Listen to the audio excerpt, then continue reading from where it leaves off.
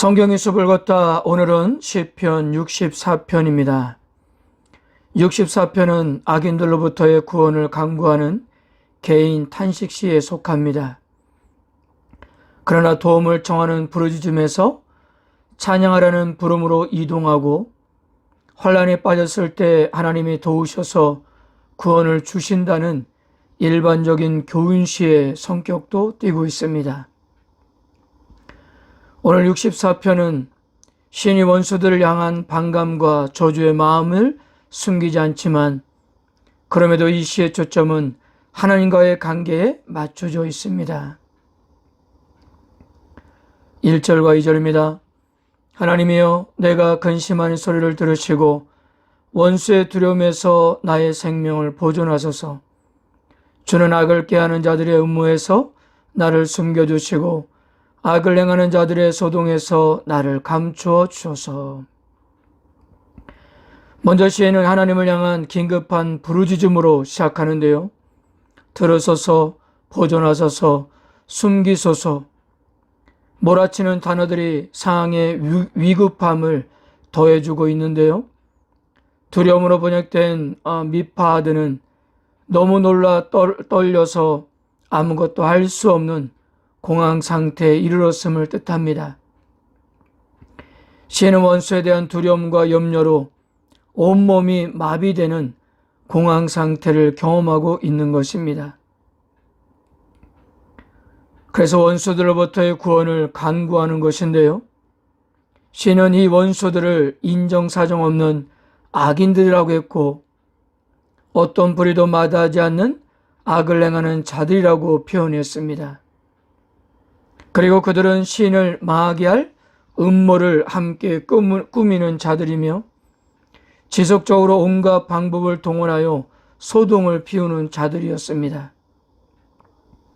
그래서 시인은 이들에게서 자신을 지켜주시고 숨겨주실 것을 간구했던 것입니다. 3절에서 6절까지 원수들의 공격을 구체적으로 설명하는데요. 이 원수들의 공격은 아무도 모르게 진행되고 있었던 것입니다. 날카로운 칼과 독 화살로 비유되는 그들의 무기는 그들이 하는 말이었는데요.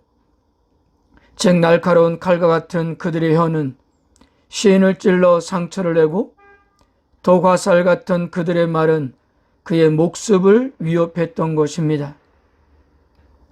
이 시인의 사항은 오늘날 우리에게도 공감이 되고 있는 것은요. 자기도 모르게 뒤에서 퍼뜨린 악한 소문들 때문에 우리가 얼마나 상처를 받고 때로는 그 이유 때문에 극단적인 선택을 하는 경우도 보기 때문입니다. 그런데 오늘 시편에서 더욱더 무서운 것은 이들이 이런 음해를 하고도 하나님을 두려워하지 않는다는 것이었어요.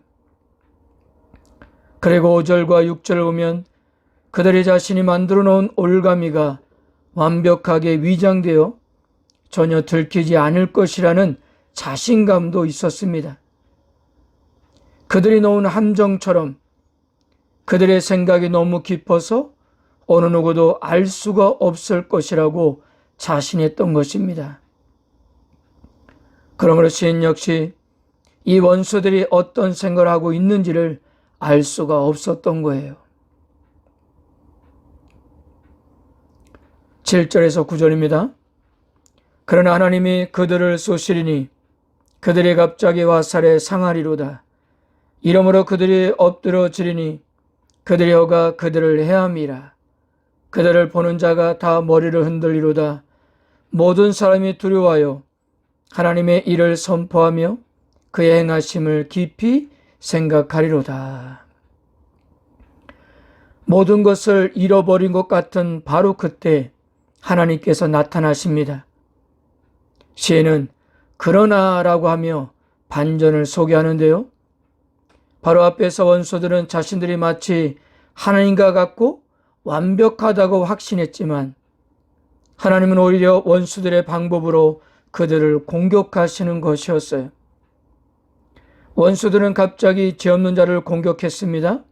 그러나 하나님의 공격은 아무도 모르게 순식간에 일어날 것이고, 원수들의 은밀한 공격과는 달리 하나님의 심판은 공적으로 시행되어 모든 사람이 보고 교훈을 얻게 될 것이라고 했습니다.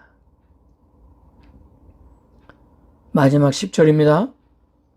의인은 여호와로 말미암아 즐거워하며 그에게 피하리니 마음이 정직한 자는 다 자랑하리로다. 하나님의 백성에 속한 의인, 마음이 정직한 자들의 반응이 이어지는데요. 이들은 자신의 즐거움을 여호와께 두고 하나님을 자랑거리로 삼습니다.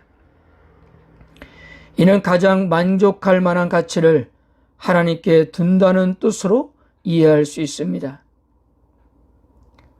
시인은 처음 환난 가운데서 탄식으로 시작되었지만 이제 하나님을 찬양하는 자리로 나아가 하나님을 더욱 신뢰하게 되었던 것인데요.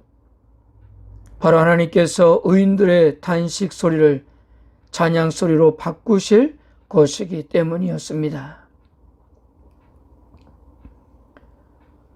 사랑하는 성도 여러분, 오늘 64편의 시에는 아마도 다른 이들이 내뱉는 말이나 헌담으로 고통을 당하고 있는 듯합니다. 성경에서 혀를 온몸을 사르고 삶의 수레바퀴를 불사르는 지옥불이라고 했는데요. 시인은 자신을 대적하는 이들의 음모와 소동 때문에 마음속의 근심과 두려움으로 고생했습니다. 이것은 시인이나 우리나 다를 것이 없는데요. 우리 마음속에도 온갖 말로 인한 상처들이 가득하기 때문입니다. 다만 그것을 애써 덮어두고 있을 뿐입니다. 시인은 이러한 상황에서 하나님을 향해 고개를 들었습니다. 하나님이 자신의 목소리를 들으시리라는 신뢰가 있었기 때문이에요. 그리고 자신의 마음속에 어떤 상처가 있는지 하나님 앞에서 하나씩 드러내고 도움을 요청하는데요. 우리가 하나님 앞에 해야 할 일은 바로 오늘 시인의 모습이지 않을까 생각합니다. 조금 힘들어도 하나님 앞에 다 내어놓을 때 비로소 스스로의 모습이 제대로 보이고 그 가운데 역사하신 하나님을 만날 수 있기 때문입니다. 성도 여러분, 누구나 상처를 받습니다. 다만 그 상처를 어떻게 치유하는지에 따라 삶의 즐거움과 가치는 달라질 수가 있을 거라는 거예요. 64편의 시인은 자신의 상처를 먼저 하나님 앞에 내어놓고 하나님의 위로하심을 경험했습니다. 이제 이 시를 읽는 우리 차례입니다.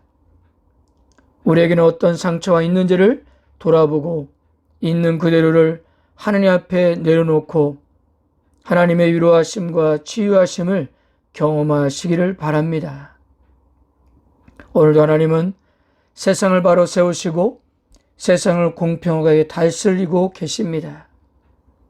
이것이 악이 득세하는 세상에 살고 있는 우리의 소망인 것입니다. 아멘.